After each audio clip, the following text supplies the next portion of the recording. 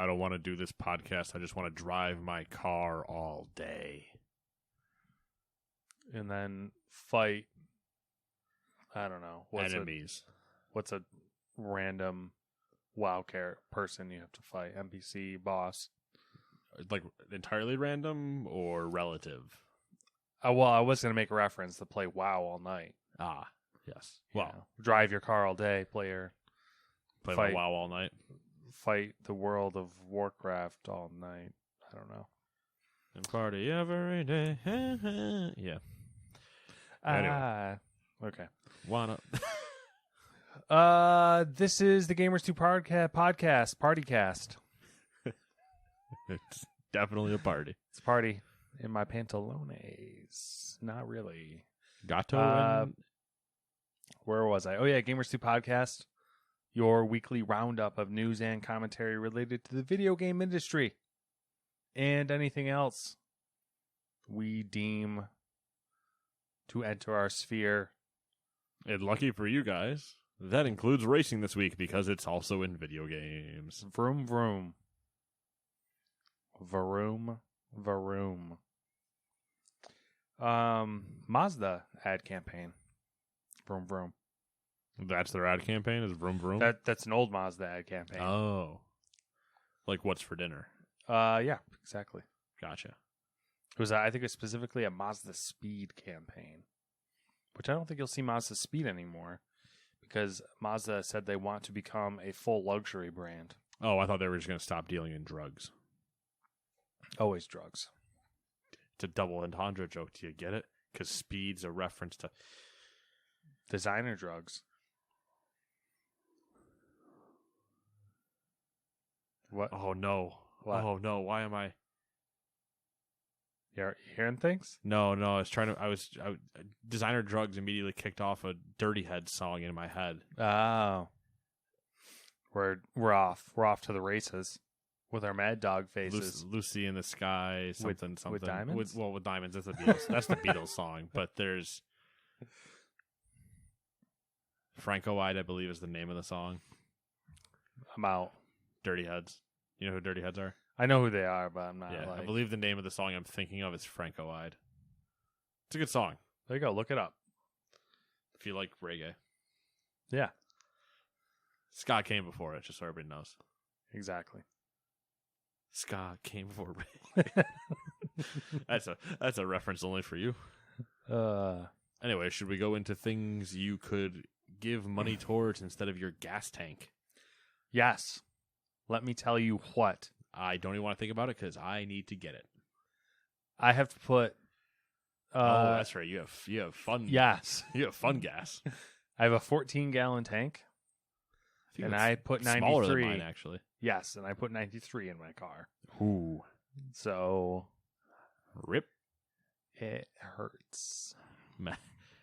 If anybody sees Matt begging for money on the side of the road, help him out. Exactly. I had a long, this is totally tangential, but I had a really long argument, like, not argument, but like debate with my wife about, there's a new like gas scam going around. I don't know if you've seen the news or heard. People are switching hoses on the pump. So like they'll take the nozzle from the one pump and put it into their pump, like swap them. Oh. So, like, when someone comes up to the other side of the pump and swipes their card, you start pumping, and it charges their card. That seems, like, really aggressive. I don't understand how you could not notice that. That's also that. That's what I mean. Like, it's aggressive in its execution. It's also aggressive in, like, it's very just... bold. It's basically walking into the candy shop. Yeah, it's like staring at the clerk behind the counter and going, "Thanks," and then reaching your hand into whatever case, still making eye contact. Don't break it. Yeah, just take whatever you want, put it in your pocket, and then just walk out. And don't ever break eye contact with them. So that was the argument. Essentially, is like I couldn't fathom how people were getting away with this. I simply could not wrap my mind around it. I was like, how do you not notice? Like, do you not notice when your nozzle is not attached to your pump? Like, so anyways. that goes back to everybody that starts pumping their gas and gets in their car. Yeah. There's that. That's an issue. Why? Yeah. Also, there's people that don't remember what side their gas cap's on. True. Your car tells you. It does. Usually in multiple places. Yeah. Specifically right on your dashboard. Yeah. There's that little arrow. Yep. Next to the gas insignia, the pump insignia.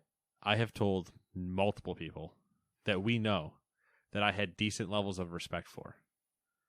And they went, bullshit. And I went, no. Go take a look. They're like, no one knows that. And I was like, yes, they do.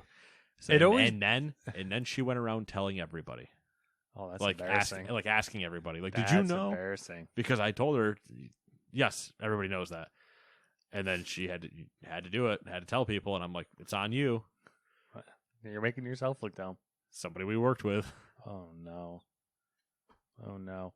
Well, anyways, if you wanted first world problems, like trying to decide what video game to throw your money at, Nate's got a list for you.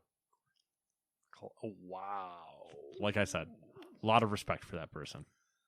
Wow. Do her job wrong, could kill someone. Love her to death, though. No one's perfect. It's the moral of the story. I was aware of those flaws. I made the choices I made. I'd make them again, too, damn it. You made that bed, so now you have to sleep in it. Perfect. Threaten me with a good time. What are we talking about? I don't know. New games, new releases. Number 1, Aperture Desk Job for the Steam Deck. Welcome to the new console that we get to announce things on. Oh my god. Pretty soon, Steam Deck will just replace Stadia on our list because Stadia is going to die.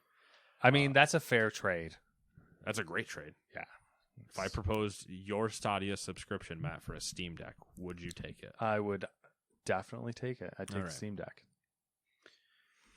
What if I take your Stadia subscription and light your house on fire, but give you a Steam Deck?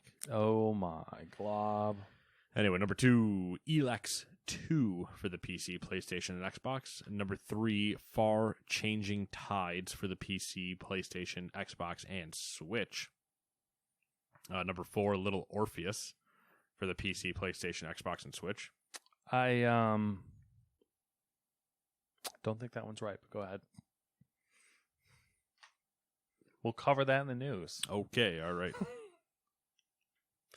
I grabbed this list 10 seconds ago. Number 5, Mega Aquarium, Freshwater Frenzy DLC. Is that simulator? The fish tank simulator? You know what? You remember that?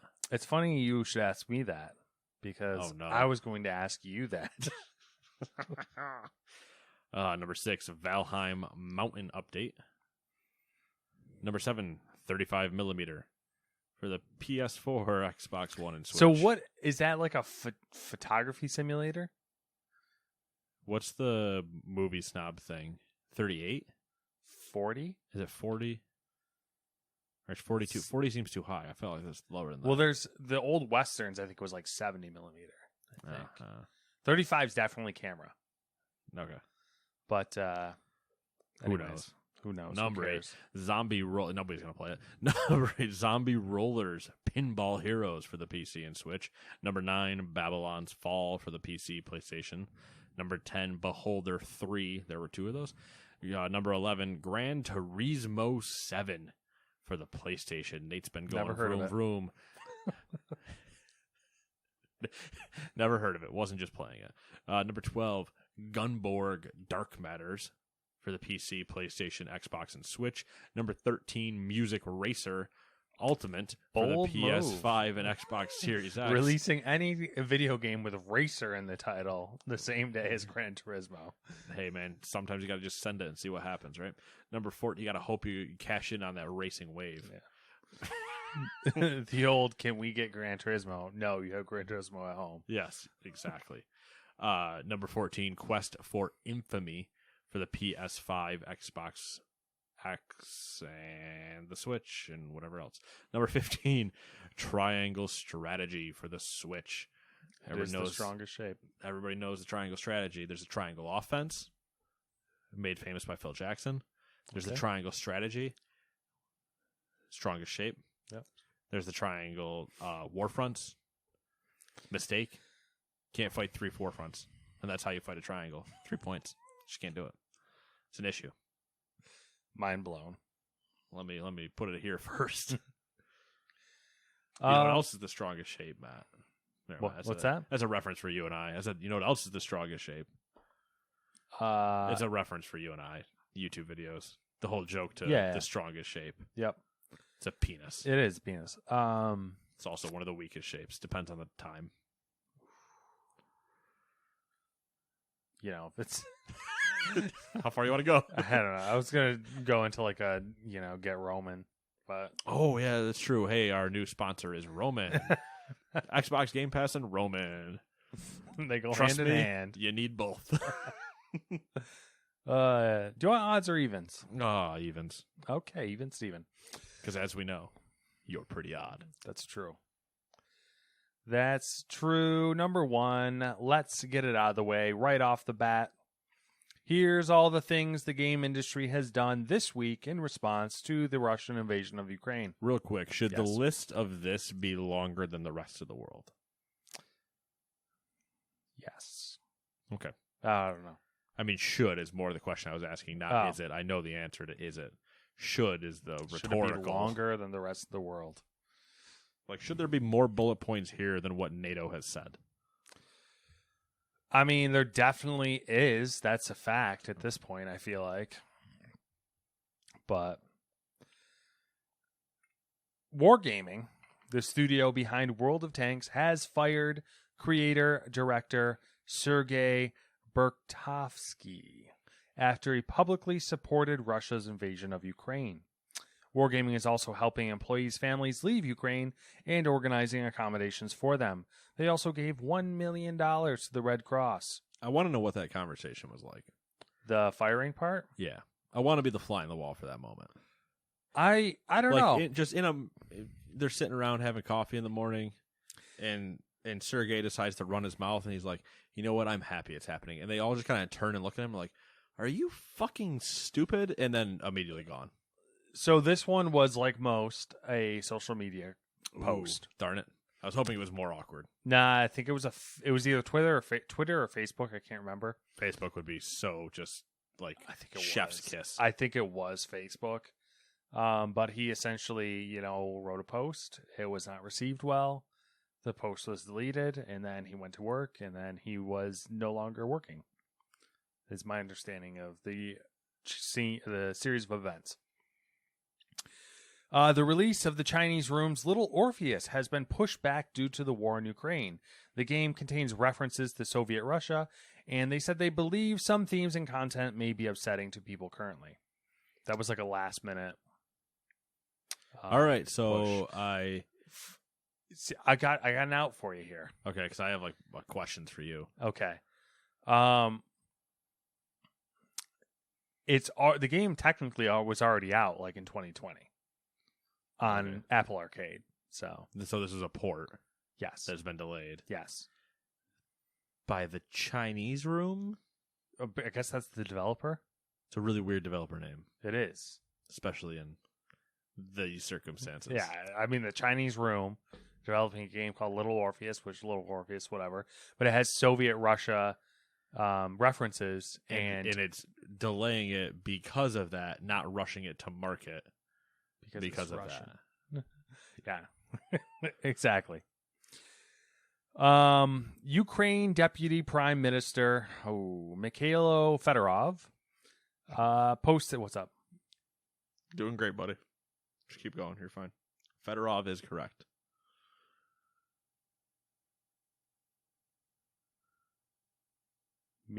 Mikhailo? What is it? I don't actually know, but I like that you basically went Michael and then changed it a little bit. Yeah. Anyways, he posted a letter on Twitter addressed, quote, to all game development companies and esports platform, end quote, asking them to take steps to encourage Russian citizens to force an end to the invasion of Ukraine. Electronic Arts is pulling Russian elements for a number of its games, including FIFA, NHL, and F1. And they also, I didn't add it in here, but they did stop selling stuff in Russia. No EA stuff for you guys. You got lucky on that one. You're not missing out. No. Yeah, what? You think we would just give you that Sims expansion? Yeah, you ain't getting that shit now. You think it was going to be that easy? Esports company ESL has announced that organizations with apparent ties to the Russian government will be banned from the upcoming ESL Pro League. The most prominent one that I understand to be in that list is Virtus Pro. Yeah, I think they complained about it. They did complain about it. They shifted goalposts and victimized themselves. The old cancel culture move. They actually did say this is the definition of cancel culture rather than say, we don't support that. Yeah. CD Projekt Group announced that it's halting digital and physical sales of its games to Russia and Belarus, and I believe they also are no longer allowing access to GOG as well in those areas. Bloober Team, the Poland-based development studio behind horror game The Medium, is halting sales of all its titles in Russia and Belarus. Ubisoft is providing emergency housing and funding for their employees fleeing Ukraine. Microsoft is suspending all sales in Russia. GSC Games has said that Stalker 2, quote, game development has shifted to the sidelines, but we will definitely continue after the victory, end quote. That's a good fucking... Which, listen, if you're going to put out a message that says that essentially is not far away from, we got to stop making this for a second because we need to go fight for our lives and get our country back, is insane. So I've learned something in this recent conflict. Ukrainians, great with the fucking one-liners. Oh, their Twitter accounts? So good. So good. Like, dude, the president with his old...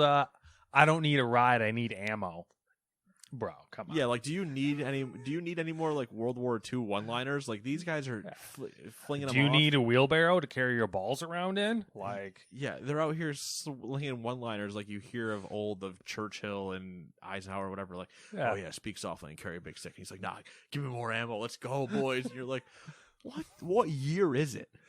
Nuts. Sony Interactive Entertainment appears to have canceled the launch of Gran Turismo 7 in Russia. No confirmation on that one. It just disappeared, and Sony hasn't said a word as of last time I looked. Not like anybody knows going to be playing it right now. Fair point.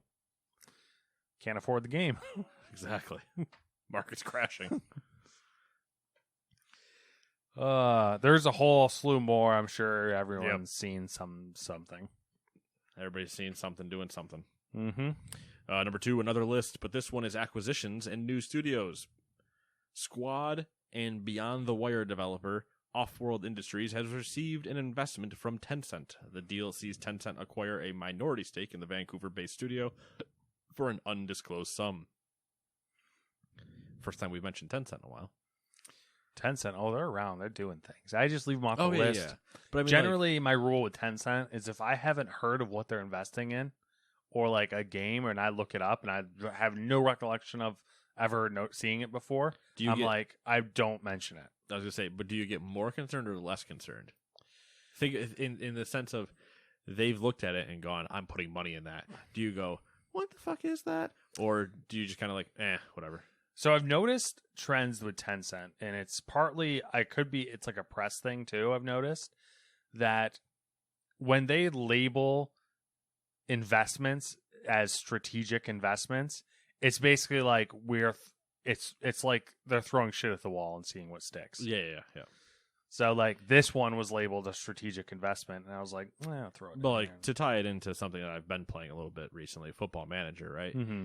I have my own scouts that are doing my own scouting, and I'm looking at players, and Kenny has his as well. Yeah. And we're both looking at them. But every now and then you'll come across somebody that you'll kind of be looking at and be like, man, they don't really look like they'll be that good or whatever. But then you'll see like Barcelona are interested in them, and you're like, what am I missing? Yeah. There's clearly, whoa, what are those rabbits up to? You know, there's something's up to. Yeah. Tencent. They are one of those people too, where you're like, is that a shell company? Are you playing shadow games? What are we doing over there, huh? Yeah. Anyway, WB Games veterans Stephen Shang and Sean Faust, along with Calvin Lau, announced that they've established Fortis. The new game company said that it intends to develop the next generation of live service games. Get in line, motherfuckers. A lot of people claiming that they're going to do the next generation of live service or big MMO or whatever. Yeah. A lot of boldness out there these days. Next, Netflix has entered an agreement to acquire Finnish mobile developer Next Games. Next Games was founded in 2013 and is the team behind Stranger Things Puzzle Tales, as well as mixed reality title The Walking Dead Our World. I got nothing. Epic has acquired online indie music marketplace Bandcamp for an undisclosed sum. Bandcamp emphasized that it will continue to operate as a standalone marketplace and community for independent music artists and their fans.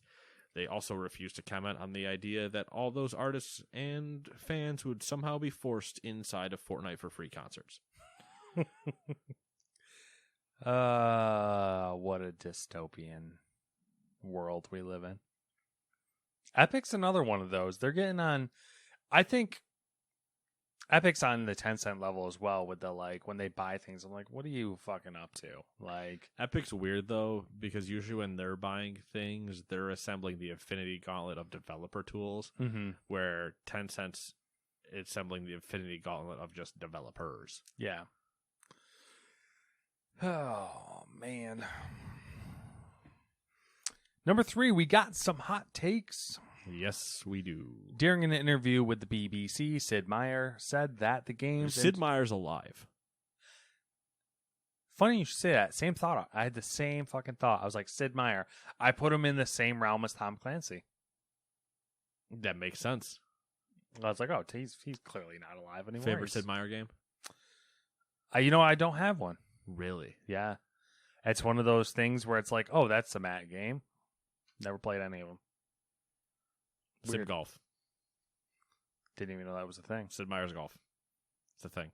You built a golf resort. Of course you do. Yep. That was all about it. I could see that being great, though. People would show up. You hosted tournaments. Like, you could watch people play. You hired beverage cart people and caddies and golf pros. And I could see that being You good. built the holes and, like, where you put stuff and everything. I was in. Yeah. Well, maybe you get number 2. No. All right. No. That game was early 2000s. Remake. Remaster?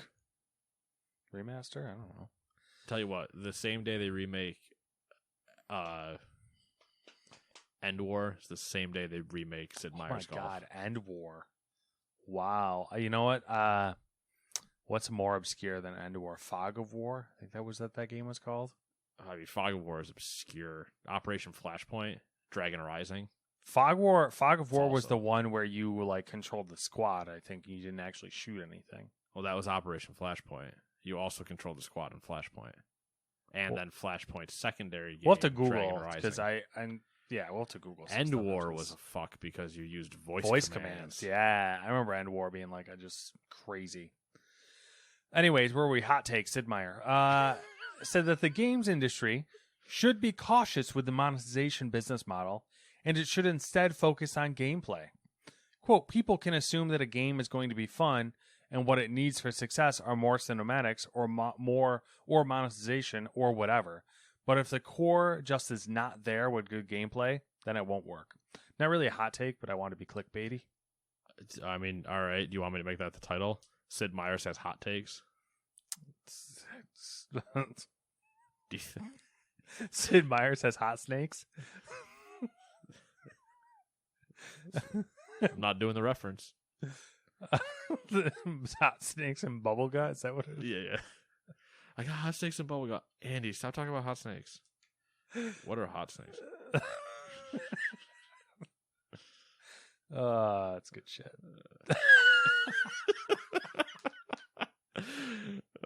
What a line. What a line. Anyway, number 4. Valve co-founder Gabe Newell spoke with Rock Paper Shotgun and said some stuff. Number 5. You could, though. That's the worst part with those is that you literally could do that. Anyway, Newell said he was, quote, more on the skeptical side of what value consolidation brings, saying that these mergers ultimately need to be creating more value for customers and developers. Newell said he doesn't see evidence that people are pushing towards closed platforms and added he doesn't believe the PC industry will tolerate it, nor does he expect consolidation to lead to games being unavailable on Steam Deck or PC.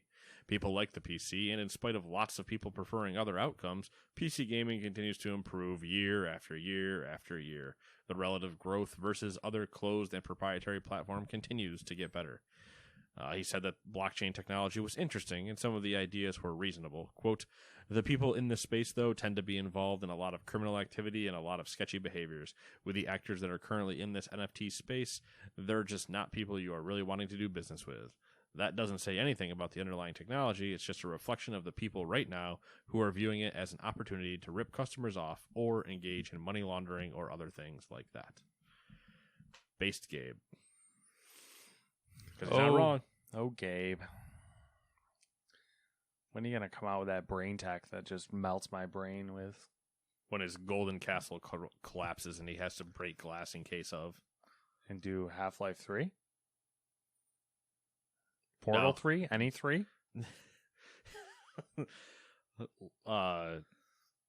Left for half Portal. 1. 1.5. Gabe. Oh, you stupid iPad. Getting all feisty. All right, where were we? Number 4, the Pokemon Company has unveiled the next major release in its franchise, plus gave updates on its recent releases. Pokemon Scarlet and Pokemon Violet will be the 9th generation of the mainstay RPGs and were teased with a short trailer during their annual Pokemon Day presentation. The footage showed wide environments, and the company described this as a game, quote, where various towns with no borders blend seamlessly into the wilderness, end quote, suggesting the titles will feature an open-world design expanding on Sword and Shield's wild area and perhaps building on Pokemon Legends Arceus. The 3 new starter Pokemon were also unveiled, and the game has been given a release window of late 2022. The Pokemon Company also detailed updates for Arceus, like adding new trainer battles and legendary Pokemon. There were updates on last year's Diamond and Pearl remake, as well as all their mobile offerings. Finally, there's an animated series based on Arceus, which is also due to premiere later this year. Did you see any of the stuff? And I still don't get an official release on TCG Live. Sluts. I saw some of it. I'm always Fire Gang for life. Wait, Coco, my boy. Okay. Rise up, Fire Gators. Okay. That's the middle one, the red one. Yeah. In case you weren't clear which one the fire one was. I'm always down for a new gen. The new gens are what get me excited the most because it's the new thing. I just like new things. New hotness. Exactly. New shiny. It's the word on the streets. Everybody's talking about it. Ask anybody. They're always talking about it. I've heard people say that. What am I doing? Jesus. Get me out of here. Get me out of this prison. The thing that I'll never be able to get over, it's the same. It looks better than Arceus, but not much better.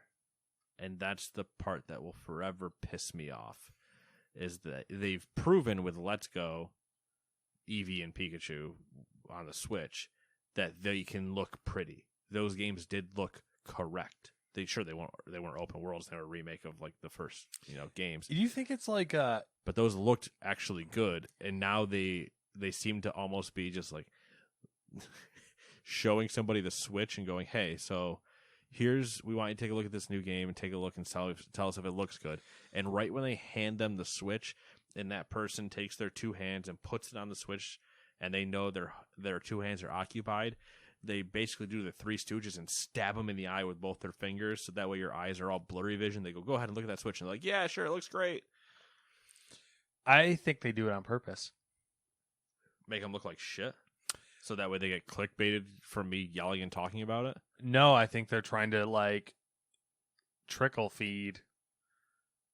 They're trying to stretch out everything as much as possible. So they're like, "Oh, we'll make the graphics progressively better as we go on, as just a way to like keep people coming back." Whichever person came up with that idea, to the moon. Oh yeah, I mean, that's just my crazy tinfoil hat theory because I wholeheartedly believe the Pokemon Company is pure evil. That's fair. I have nothing to dispute that. Pure evil. It's obvious what people want from Pokemon, and it took them this long to make an open world Pokemon game.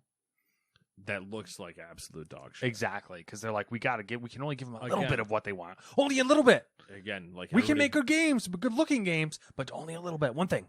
And it goes back to what everybody said. The systems and everything in it were great, and everything was like great about. Except then you just go into the world, and you're like, oh God, I don't want to be here. Yeah. So there it is. There it is. Make a Pokemon game in Unreal. That would be. Has anyone done that yet? Has anyone like? I think that's what the shotgun one was in, the Pokemon hunting one. They got.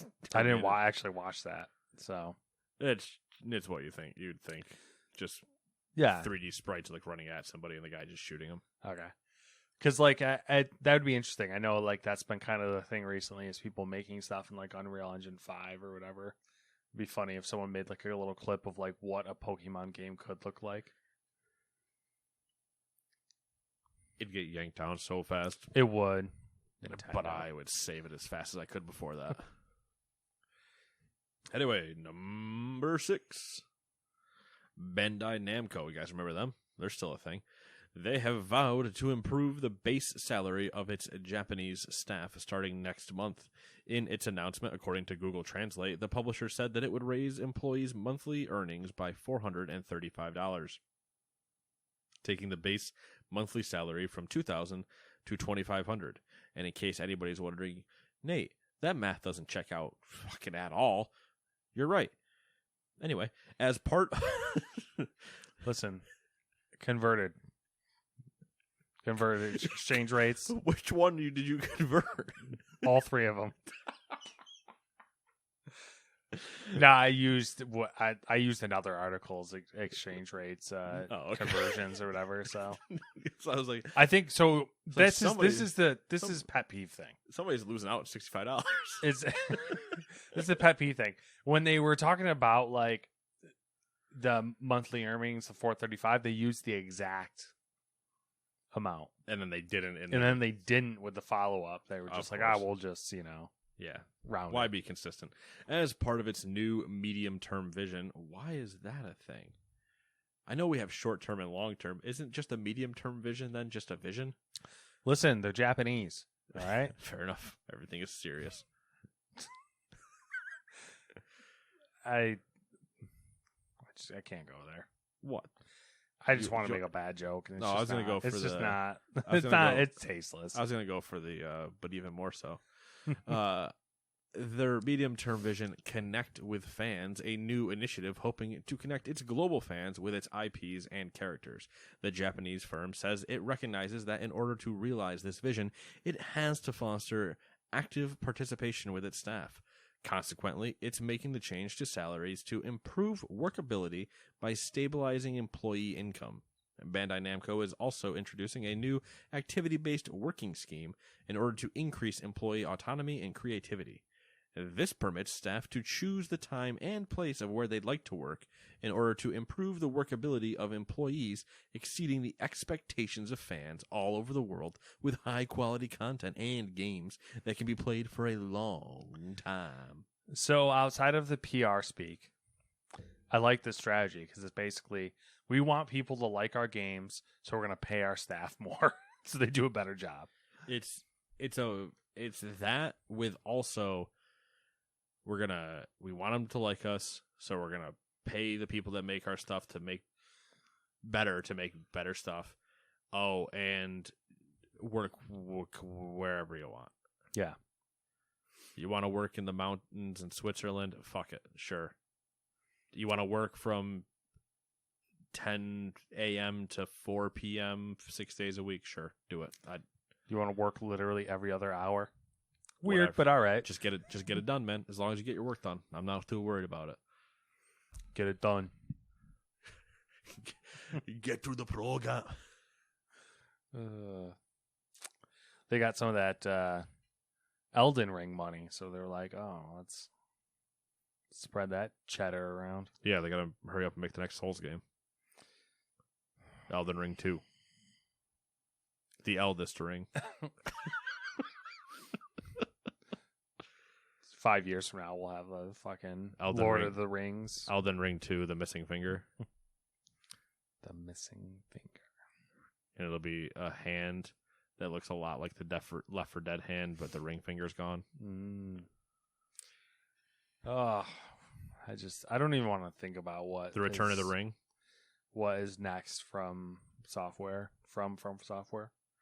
From software? Yeah. Yeah. Confusing name. The Gizmodo Media Group Union went on strike with staff at Kotaku, Gizmodo, Jalopnik, Jezebel, Lifehacker. What the fuck is Jezebel? What was Jalopnik? Jalopnik's the car one. Jalopies? Yeah. I also wanted to, for some reason... You've definitely seen Jalopnik. I've seen it, yeah. But like I haven't seen it in the last 13 years. Yeah, all of these have... I so badly wanted to say Jalopnik. Yeah. Just to go the old jalapeno route. I don't know why. All of these have like gone to the wayside. I mean, Jezebel 100% did. I don't even know what Jezebel is. What is that? It was another old site. What was it? What was it for? I'm pretty sure it was game stuff. Oh, weird.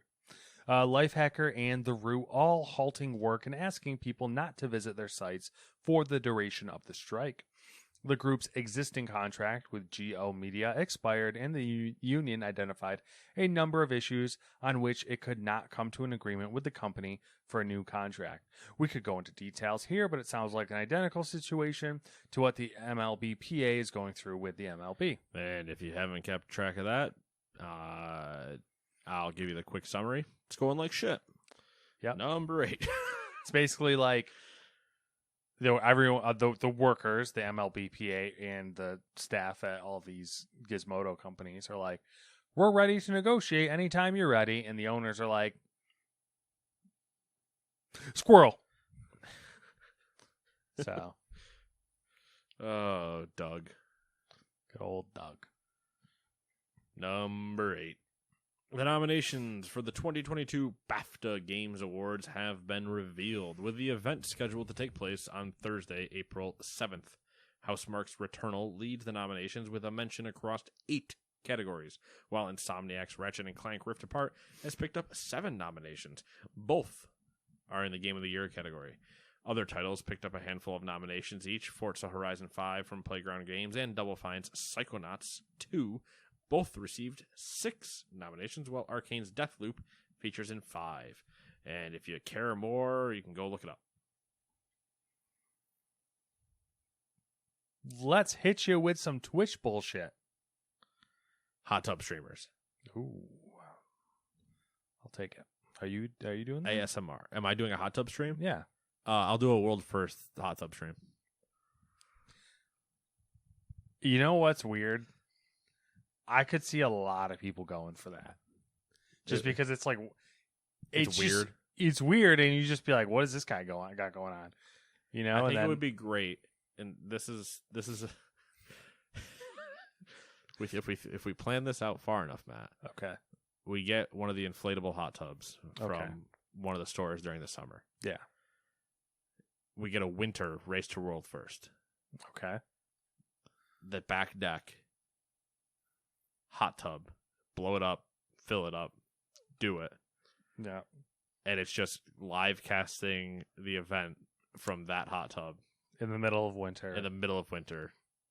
On the deck, which is more than likely on top of a snow pile. Yeah. I'll put like a TV in the it's just so frightening because I could see that going viral and being like I'll put like a throwaway TV underneath the overhang there. Mm-hmm. That's just big enough so I can see what's happening. Yeah, and just call it all. I'll do the entire cast. I could see that going viral and becoming a thing, which is like kind of frightening. By the time I've planned this out, though, there'll be a new meta, and I can't. Yeah. Hot tubs will be out. That's true. I'll have to just be standing naked in a cornfield. Just Blair Witching, or yeah. Basically, just hanging out with scarecrows in the middle of a cornfield where there's clearly nothing else around me, but I'm able to cast a world first race somehow. Or I could Blair Witch it and just stand in a corner facing a wall, saying I'm casting the world first when nothing else is ever being said or happening. It's just my face the other way. Also, could see that going viral. Sark would find me though. Yeah. And you know what happens if you're Blair Witching. You get put down. Yeah. You get got. Twitch has updated their community guidelines to prevent the spread of misinformation.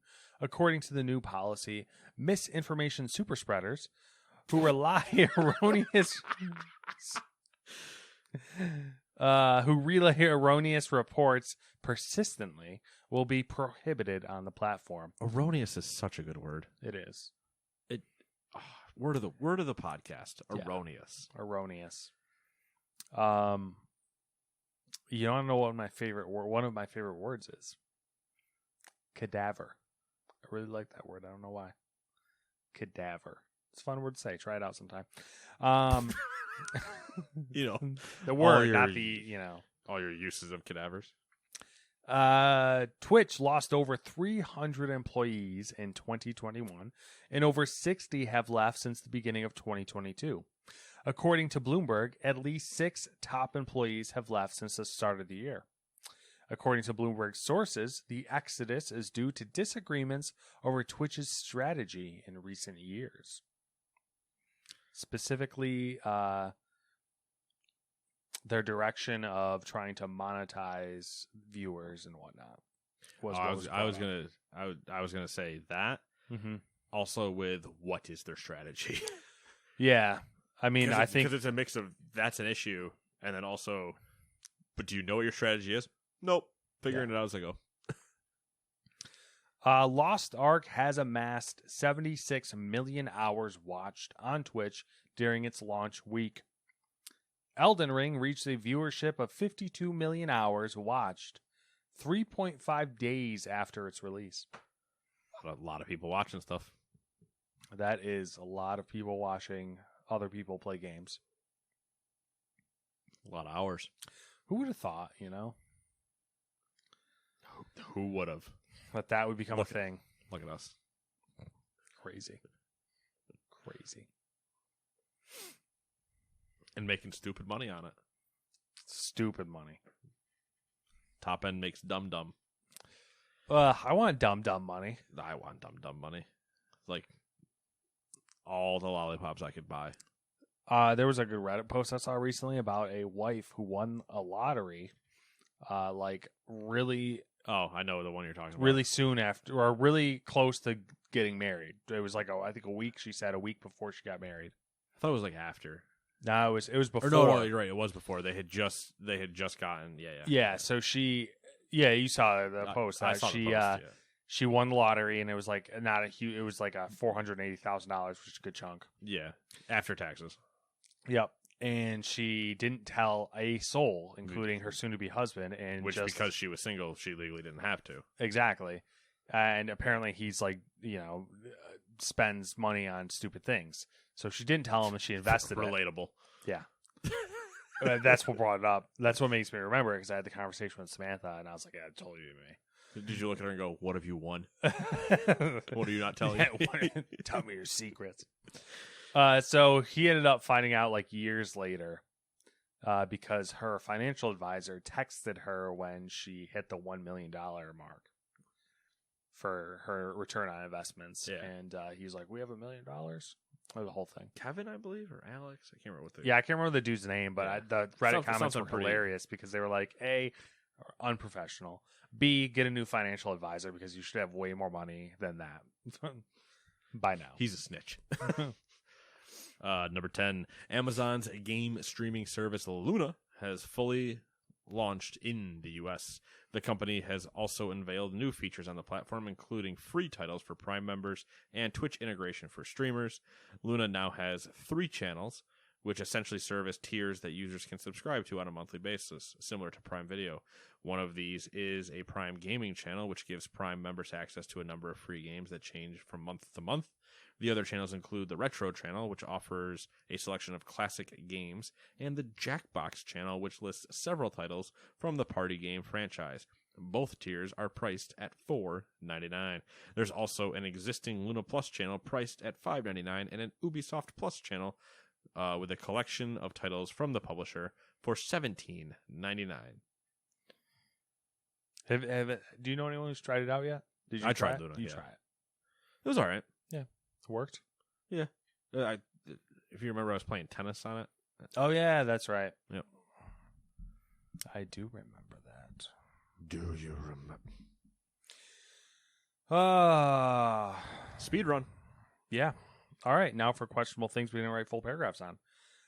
Tokyo Game Show will be back as a physical event in 2022 from September 15th to the 18th. Wonder if Bandai Namco will announce their new game. Maybe. Eldest Ring. Younger ring. Newborn Ring. Penis ring. Super Smash Bros. Won't be at EVO 2022 next month. Probably because Sony now owns it, and Nintendo has a new partnership with Panda Global to make a Smash Bros. Circuit. Sure. Well, Xbox. Whatever all of that means. Yeah, you know, we talked about it. Nothing we care about, but I mean, I like watching EVO just because the guys at the top of the fighting game are insane to watch. I usually don't understand what's happening, but it looks pretty cool. Just like whatever. The Smash is the one I enjoy watching the most. Street Fighter and Injustice and Mortal Kombat, all those are entertaining to watch. But there's a lot of just like until somebody juggles somebody else in a corner for the entire time, I'm like, I don't understand what's happening. But then in Smash, I get it a little bit more. Yeah. Xbox has sold 2.3 million consoles in Japan over 20 years. That is terrible. The Xbox 360, also not surprising, takes the cake at 7 with 1.6 million of the 2.3. I'll follow that with I'm not surprised. We've said this multiple times. Like, we've hinted not at this exact thing or at these numbers, but like at that exact concept of they are not a console country. Yeah. They're a handheld or PC country. Mm. Also, Xbox Wire has launched in Japan. Apparently, Xbox Wire is what they call the news site. Did not know that. I think we've referenced them before, though. So must have gone in one ear and out the other. Really weird way to read. That's the issue. Forza Horizon 5 has added sign language support. Pretty crazy. Good on them. How does that? Never mind. I know how it works. I was going to be real stupid, and I was like, "Can you sign language revs?" That's a good point. Don't know. There's a trailer for it. I'm pretty sure. I mean, I'm sure there is, but like, I'm just picturing the fact that when we were playing, and I was like, "Oh yeah, I turned up all the sound for like the car and whatever." I'm like, "Well, that doesn't fucking matter if you need a sign language thing." That's a good point. Microsoft's Xbox app now lets you install PC games to any folder. That's a good. Yeah, I'm pretty pumped about that. I mean, you before could choose like by volume or whatever, but there must have been a limitation I wasn't aware of. Because before you would say it's installing to whatever C or whatever, so you could pick a disk, but you must not have been able to pick it installs it to like the Windows. It like does a Windows. The fuck is it called? Like the Windows temporary app folder or something. Yeah, like I know what you're talking about. PlayStation's Twisted Metal series will be a comedy on Peacock with Anthony Mackie playing as a smartass milkman. Yeah, that's how that entire sentence I thought was going to play out. So that's a throw it in the garbage situation. Resident Evil 2, 3, and 7 are coming to PlayStation 5 and Xbox Series with visual enhancements later this year. The House of the Dead remake is coming to Nintendo Switch on April 7th. Get you, bitch. The bait and switch. Bastard. Rumor time. Quantic Dreams was originally targeting a 2026 release for Star Wars Eclipse. But because of issues finding talent, the game may slip to 2027 or 2028. I mean, if this fucking game that was announced in 2021 doesn't come out till 2028, I'm burning the games industry to the ground. Stop announcing games, you dumb fucks. Stop. Stop. Stop it. Usually that's me, so I don't even have to say anything. I'm just sick of it. Ain't nobody got time for this. We all have the attention span of a goddamn chipmunk, all right? Announcing a game in 2021 and then not releasing it for 7 to 8 years literally just makes you look like a moron. Like, stop it. It doesn't help you in any way, announcing it. No one gives a shit what you're working on, unless you're going to give it to me. Anyways. Hey, remember how Ubisoft announced a remake of The Settlers at Gamescom 2018? Yeah, I don't remember that either, but it's fine because it got delayed. Again. This time, indefinitely. They're probably trying to work it into Skull and Bones. You know what? At this point, Ubisoft is the test case for the announcing games that either A, are going to come out a decade later, or B, not at all. Stop it. Fuck off, all right? Go make a game. Show it to me when you're going to give me the dude with the rings on his finger going, it's available right now. Ah, yeah. You know what the worst part is? When you think about that reference? Yeah. 8 years ago? It's a long time ago. Whatever happened? Is that game done? That game's got to be done, right? I mean, it's still going. But that game was done then. Yeah, I mean, but like it was getting updates for a while. Yeah, they were doing seasonal stuff with it. Still? Okay. I believe still. I haven't heard about it in a while, but they were doing seasonal stuff with it up until, or like even during a couple of years ago. So yeah, I'd assume that they're just rotating through seasons, but I don't think it has had like a big DLC content patch or anything. I don't get this whole concept. Like the idea of I also believe he left. Good for him. Get out Which of is there. like, I mean, yeah, they deserve better, or you deserve better, but like, I miss him. Yeah, same. I don't know. I think the whole idea of like needing mind share or whatever when marketing or your products is totally just not relevant. Does that even work in this scenario? It doesn't work at all anymore. Like, I mean, it can still work, but does it work in this scenario where in 2022, where everything is quick, you can't play a long con for 7 years. Yeah, I don't think the long con works for. You can do a mind share thing for 4 months. Yeah, that's easy. That makes sense. Mm-hmm. I think even 1 year, a year is the max. Yeah, or you have to be correct in that year. You can't delay out of that year. Yeah, exactly. Or if like it's a sequel situation and you just want to once let people know that you are doing a sequel. Fine. Once you're onto sequel territory, you're out the window essentially of hype or whatever, because you're just like, yep, we're doing it. Okay, everybody's like, okay. Unless you're like Shenmue 3. Oh my god, the anime came out, and I kind of want to watch it to see how bad it is. Oh, that's the other thing. So remember This is whole anime news that Nate doesn't give a shit about. But so Crunchyroll is the big anime streaming service. I feel like one of. I think it's the big one. I think it's the biggest one, but I mean there is So Sony Funimation. So look at me, and you think I'm not a weebo? I'm not. Sony had Funimation. Yes. And then they bought Crunchyroll as well. Yes, because initially during this conversation we talked about the acquisition, we covered it. Yes. We said, is this when two become one? And then the Spice Girls started playing, and we were really confused. Yes. In 4th grade, I dressed up as Posh Spice for a talent show. That's true. You did do that.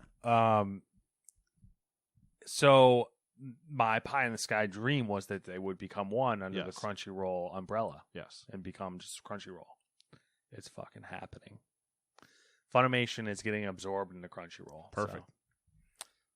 So, dreams do come true. Well, you know what they say. If you want to be my lover, got to go with my friends. Exactly. Yeah, what does that mean? Is that like you got to sleep with my friends? Or that's what I thought. But I think the idea is because it's a British. It's a British term technically. So we all got to get along. Yeah. If you're going to try to hit me up. Exactly. I don't think that translated well into the doesn't US. Because we got different. Most things don't translate. Like, what are pants in Britain? What are pants in Britain? Your underwear.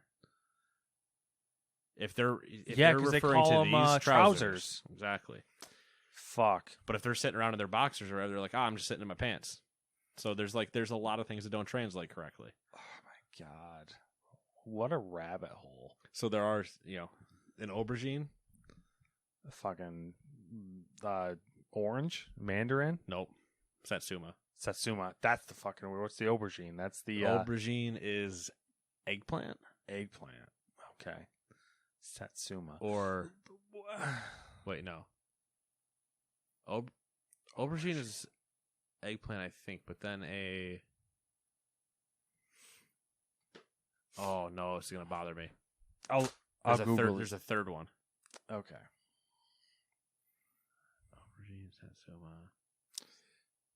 And I think the Google you're gonna want is just like British names of food or something. Same thing with fish and chips. That's a different issue.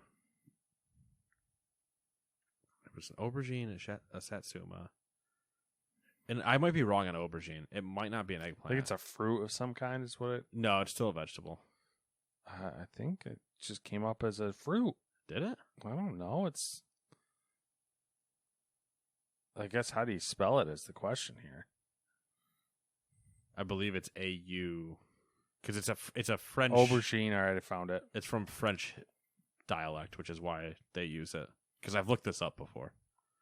They have a lot. It's eggplant. Yeah, it's eggplant. It is eggplant, and it's technically a fruit. Oh, that's weird. It's a berry, to be exact. That's even weirder. That's thrown everything I've known about eggplant out the window.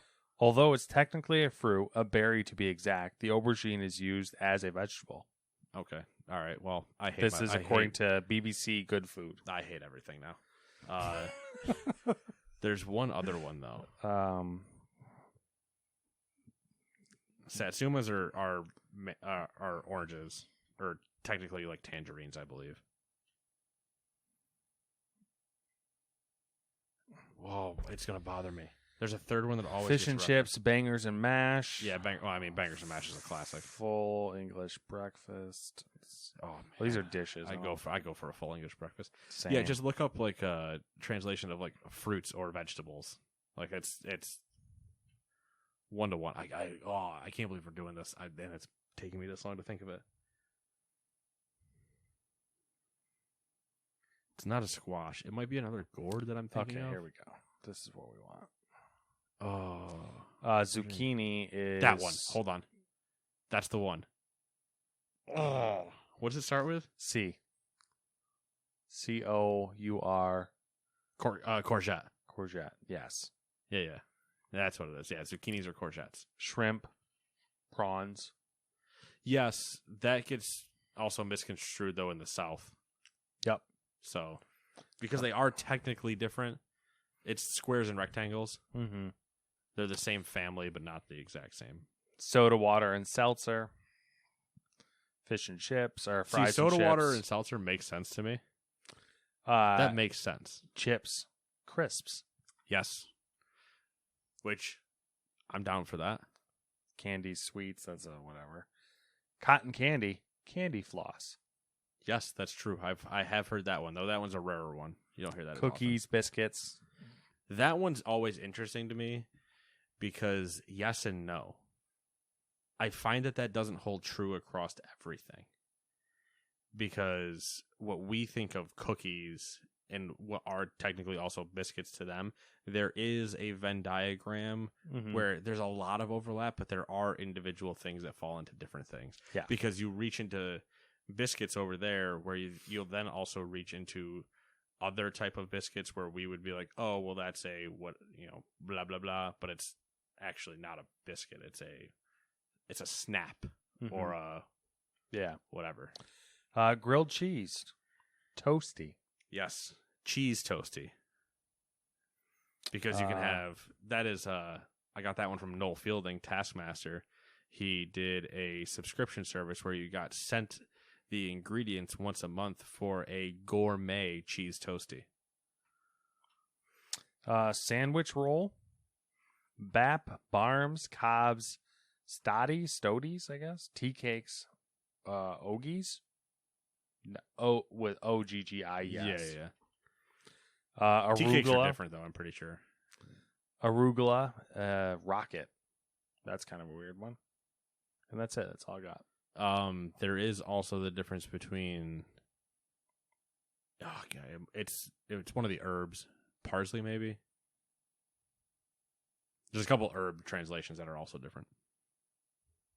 But yeah, that's where you run into that situation. I mean, the Spice Girls ruined it for everything. You gotta get, if you want to be my lover, you gotta get with my friends. Like, no, I'm not. Listen, that's a lot of work. And I'm not gonna like them anyway. Know what I mean? It's like, come on. Okay, so what do you want? You want to hit us with the Gran Turismo and WoW news? Like, what we got? Sure. That'll be the. What have you been doing? Okay. That's been it. Okay. No. I mean, like we're already there. We're done. The news. Yeah, is over. I'll do mine real quick. I've been playing Horizon. Nate? All right, cool. Have you passed me? I don't know. Actually, I have Poseidon. I don't have Demeter. Same. I'm level 30 something. You've passed me there. I'm 25 or 6, and I was just gonna YOLO go get Demeter because I'm pretty sure Demeter's 24. Yeah, I think I've been over there already, but I haven't been over there. I haven't gone any further west than you saw last time. Yeah, I just went south and went down to Vegas and got unbelievably annoyed, and because the beginning of that is the rebreather. But I hadn't needed the rebreather at any point until on my way there, I came across the Crystalline Cave. Okay. And I was like, that clearly needs a rebreather. And then I got it immediately. But that was the only time I had found it. I hadn't done the exploring you had done to find out that you needed one to begin with.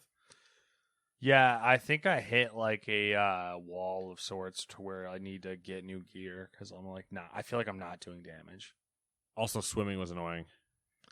Yeah, getting used to like how you move around. It was so annoying. I was dashing everywhere because I was sick of it. Yeah. I started doing a bunch of side quests. The ones that anything that had gear, just give me it. Thornmarsh. No idea. It's a city all the way to the west that you'll have to go to eventually, and like if you are gonna go to Demeter, I would suggest bypass it first. Go to Thornmarsh first because it's really close by. It's like, so Demeter's here. Yeah. Thornmarsh is like here. Oh, okay.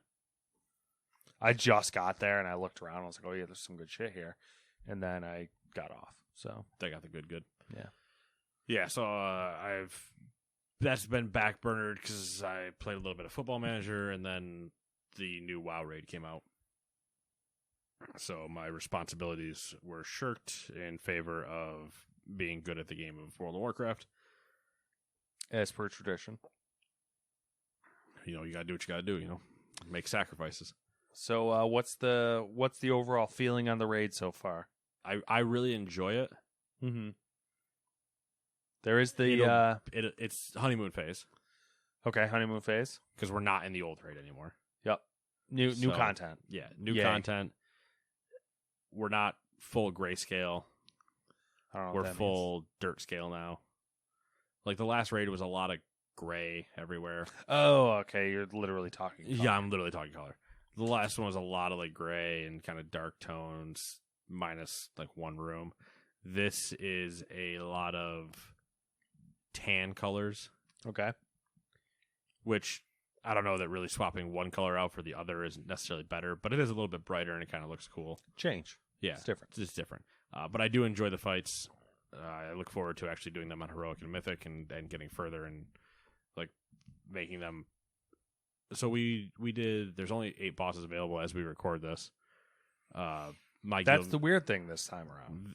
Yeah. Just that for all you non-WoW people, they're holding 3 bosses back, which is weird, wild. Yep. So there's only 8 out right now out of possible 11.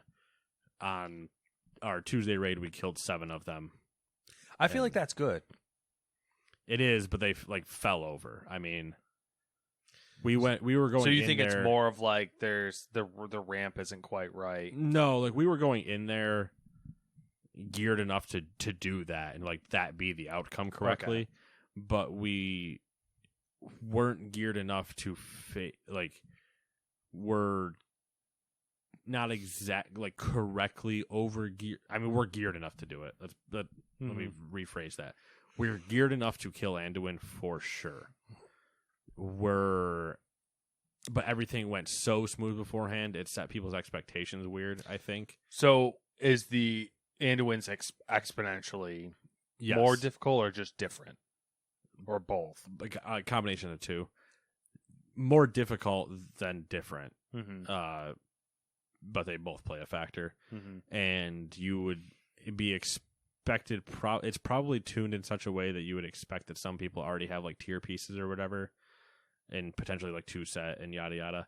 And like we don't have any of that, so we don't have the free bonus 10% damage that we could potentially be doing. So there's that. We just don't have this raid's power yet, if that makes sense. So we'll get it done. And then we'll be into Heroic and messing around with that. But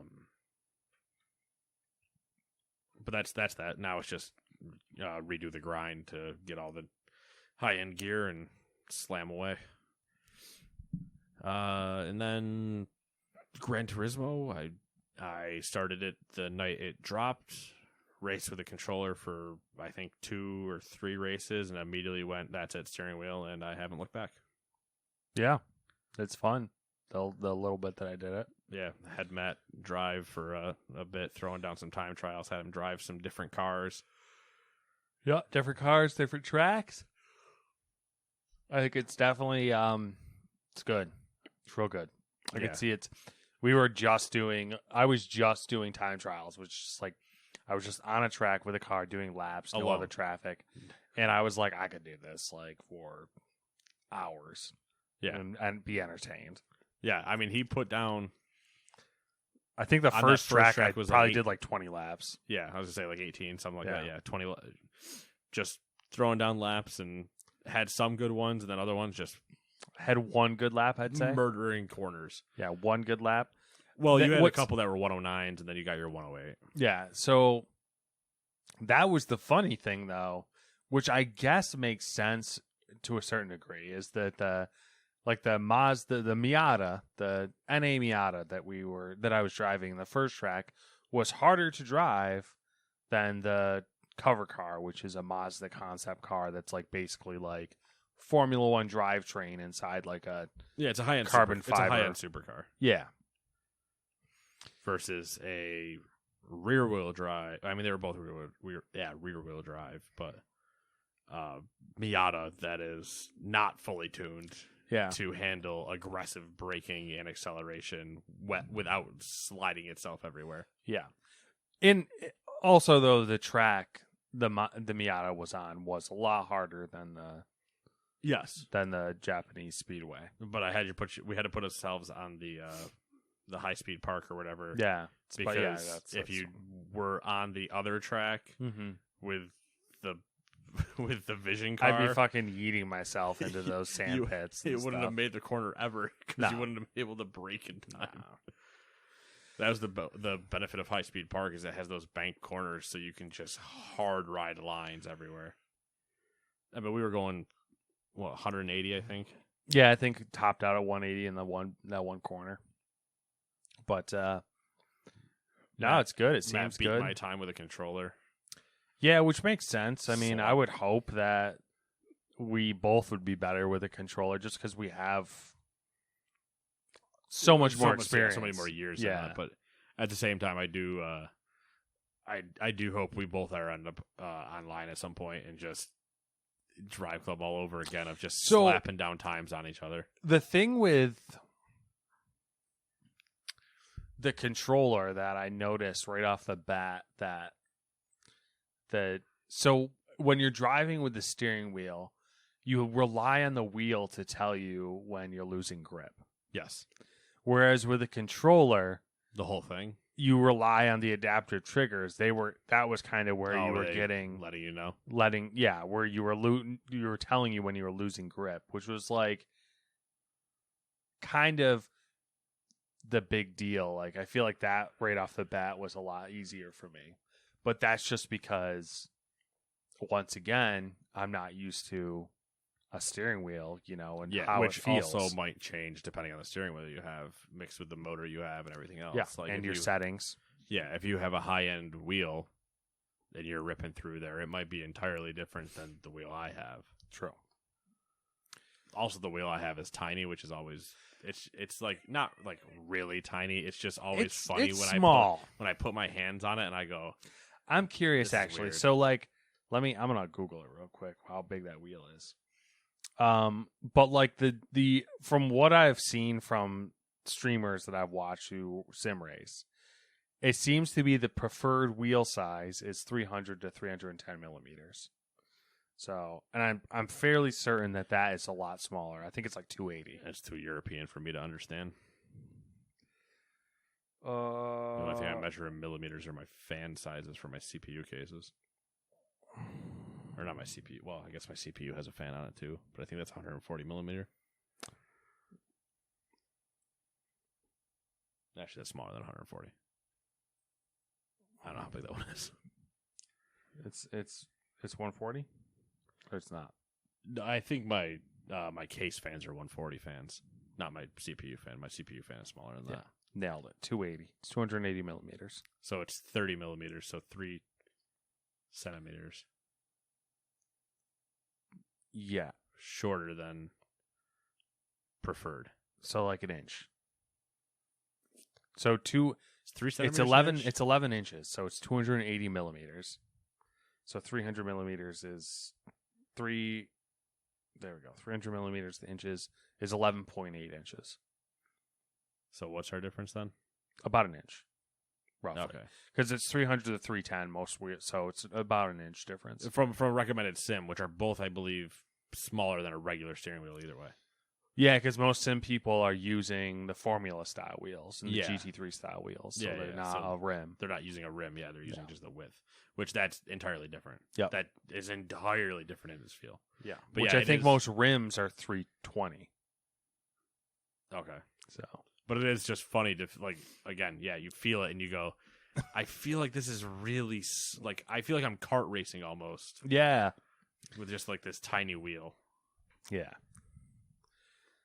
It's fun. And I mean, I don't have, like, I have big hands in quotes, but I don't have the biggest hands in the world, obviously. No.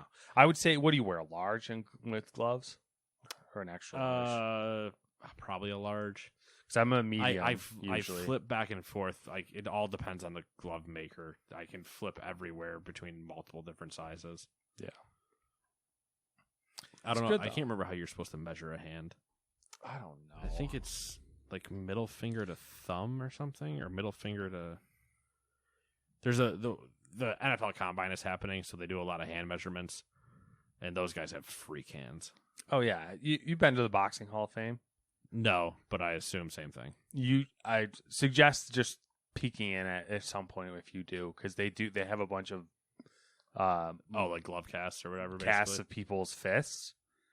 that's fucking wild, dude. Yep. Seeing boxers, like, how big their fists are, I'm like, how does a human being survive after getting hit with something like that? With clubs for hands, too. They look like fucking sledgehammer. They're huge. Yep. Yeah, I believe it. Like, I'm looking at some of these dudes' fists, and I'm like, that's the size of a boxing glove without the glove on. Mm-hmm. Anyways, Gran Turismo, good shit. Pick it up. Get a steering wheel. Don't be a bitch. I think that's a good place to end. Stop announcing games early as well. Matt has given you all a mission. Now go forth and conquer. Go forth. Spread the good word to the rest of the world. Games be upon you. I don't know. I can't even come up with anything good. I was going to say, from the throttle pedal to the... I don't know. I got nothing. You know what? Just play games, be good. Simple. Yeah, that's all. That's it.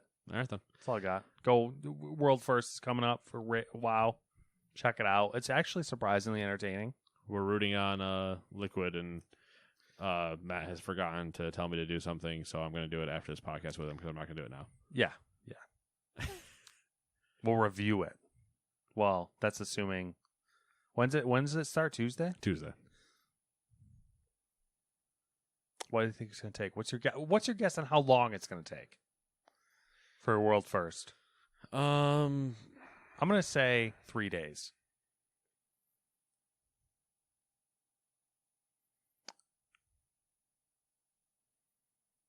No, it's going to take longer than that. You think it's going to take longer? How long did the last one take? 7 days. 7 days was the last one? Yeah. Holy shit. Echo killed it the day before their reset. Like Limit went to bed knowing it was killable, but that they were just getting worse and worse because they were running on fumes. Yeah. So they went to bed knowing that they were going to murder it in the morning if Echo didn't somehow manage to kill it, and Echo killed it. Fuck it. I'm still saying 3 days. I'm doing it. I'm going in. There's no way in fucking 3 days. 3 days. 3 days. I'll take the over. You're welcome. You're welcome, Vegas.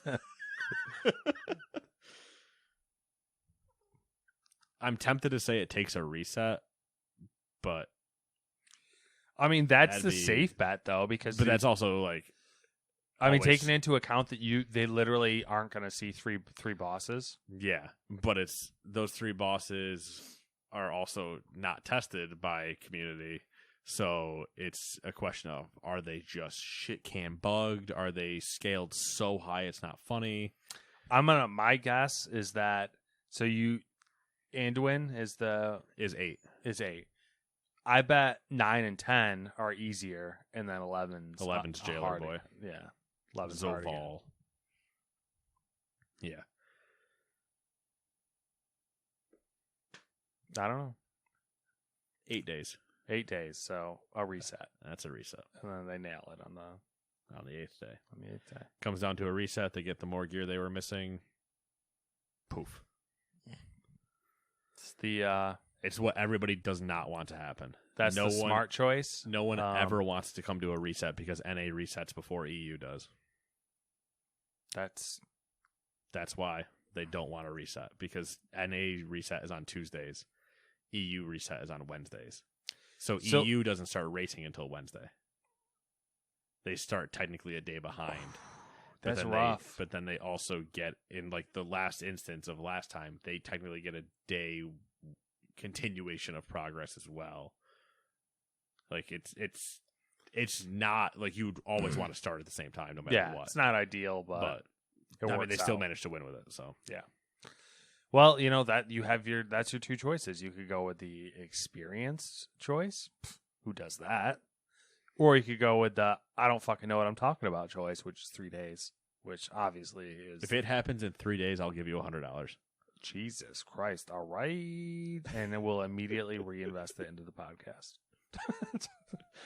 That'll be lunch that Friday. Yeah.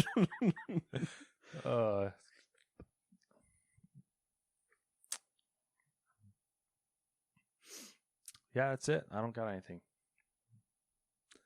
We good? Yeah, we good. We Gucci. All right. We'll see you guys in 7 days. Bye-bye.